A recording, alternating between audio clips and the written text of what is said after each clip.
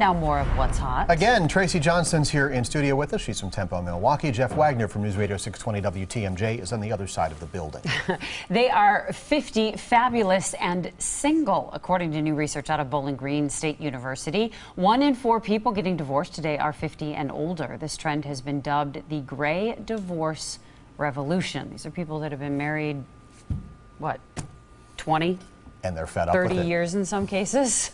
I think the overarching reason for this is that divorce nowadays, I think, is more acceptable. But I think there are 2 specific reasons. One, I think that these couples are staying together until their children are grown, go to college, and then they realize that they can't go on together. And secondly, I think it's easier for a couple to live independently because you have these dual income households, and so it makes it easier.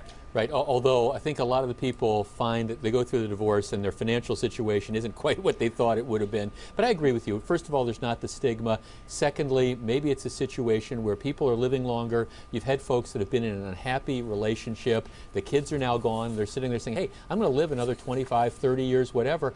I don't want to be miserable. I can't stand to see this person another day in my life. It's really sad. Anybody here think the miracle of modern chemistry may be contributing to this as well?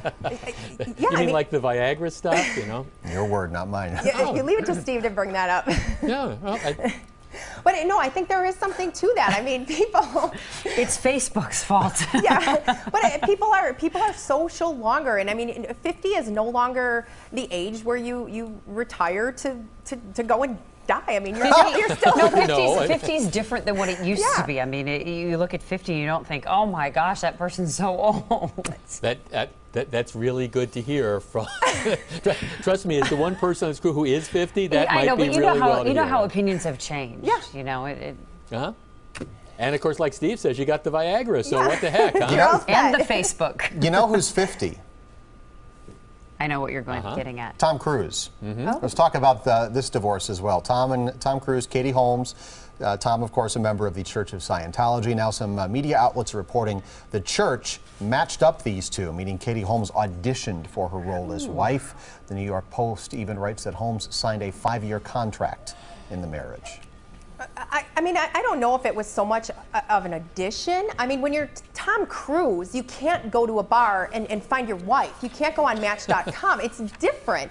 And what they're saying is that the people from the Church of Scientology had read an interview that Katie Holmes did in Vanity Fair where she said, oh, my childhood crush was Tom Cruise. They made the match and they found out she was agreeable to Scientology. So do you think this is being over-scrutinized?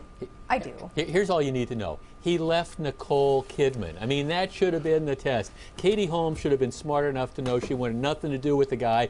Who in their right mind leaves Nicole Kidman? I'm with you, Jeff. It took them like 2 weeks to wrap up the divorce. They're good. It's moving through. They figured it out. Okay, so who's going to be number 3, huh? Katie Holmes is cute. Nicole Kidman, smoking. He left Nicole I think it'll be Kidman. 4. He was married to somebody way back. It would be marriage number 4. Yeah. I think his manager or something was his first marriage. Okay, here's just another piece of advice. If you've been through 3, that tells you you're not the marrying kind. That's a Wagner's rule right there. Absolutely. And we leave you with that. Thanks, guys. We're going to take a